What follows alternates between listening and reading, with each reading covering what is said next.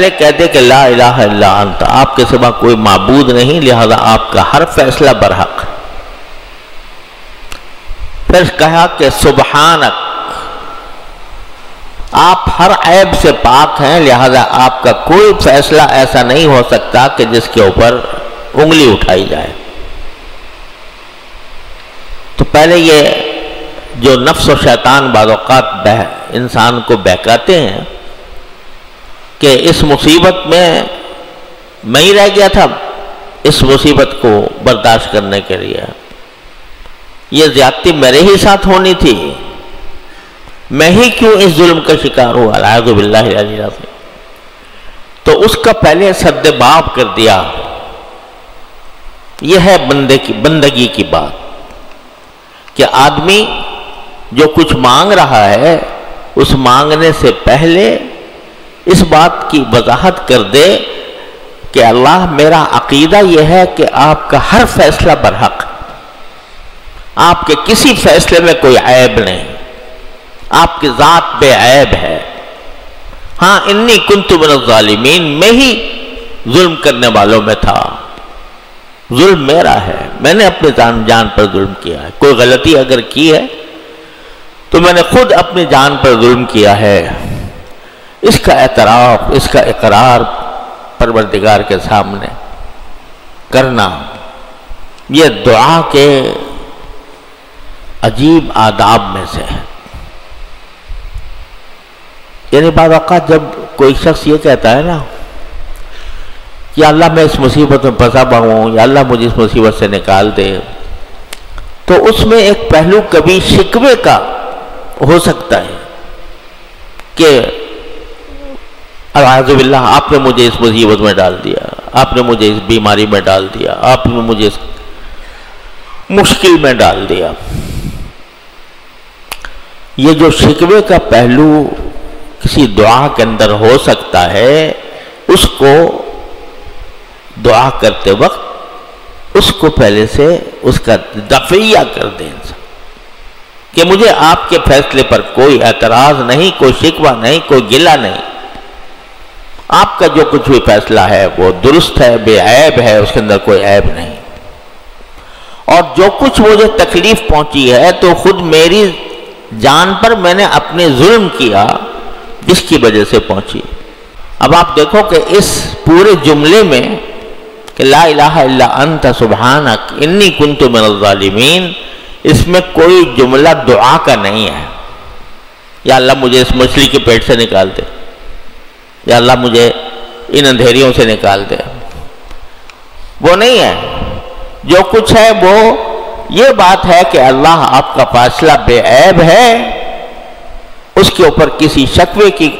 کی یا گلے کی گنجائش نہیں ہے، اور جو کچھ غلطی ہے میں جو اس مشکل میں پھنسا ہوں وہ خود اپنے کیے کی وجہ سے پھنسا ہوں، انی کنت من الظالمین۔ اب آگے یہ بات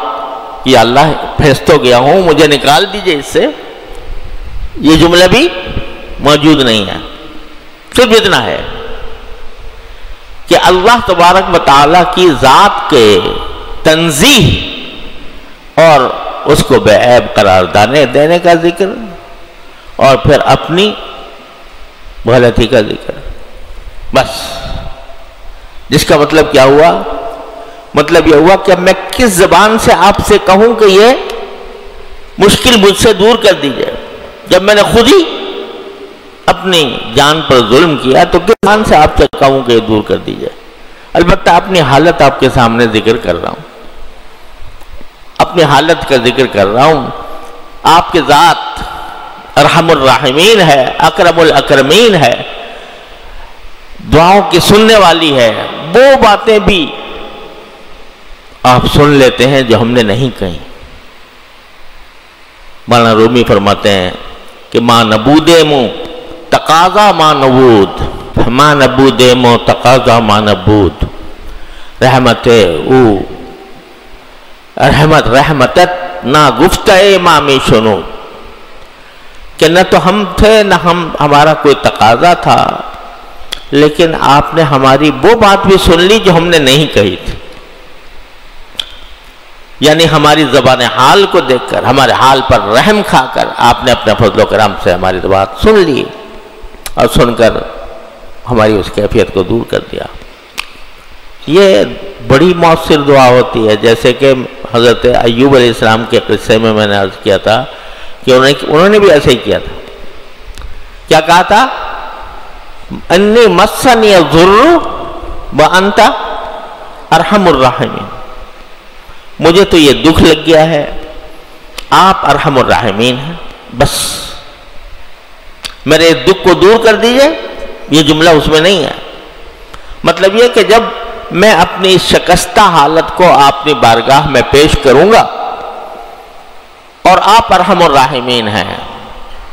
تو یقیناً مجھے یقین ہے کہ آپ میرے پر فضل و کرم فرمائیں گے اور مجھے اس بیماری سے نجات دے دیں گے۔ یہاں بھی حضرت حضور صلی اللہ علیہ وسلم نے یہ نہیں کہا کہ مجھے مجلس کے پیٹ سے نکال دیجئے۔ تو جب یہ اقرار کر لیا باری تعالیٰ کی تنزیہ کا، توحید کا اور تنزیہ کا، اور اپنے ظالم ہونے کا کہ میں ظالم ہوں، میں نے اپنی جان پر ظلم کیا ہے، میں خود ہی سبب ہوں اپنی ان تکلیفوں کا، تو بس باری تعالیٰ کی رحمت اس وقت جوش میں آ جاتی ہے کہ میرا بندہ ایک طرف میری تنزیہ کر رہا ہے اور دوسری طرف اپنے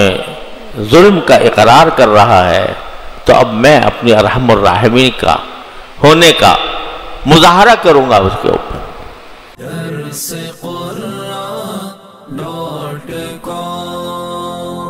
www.darsequran.com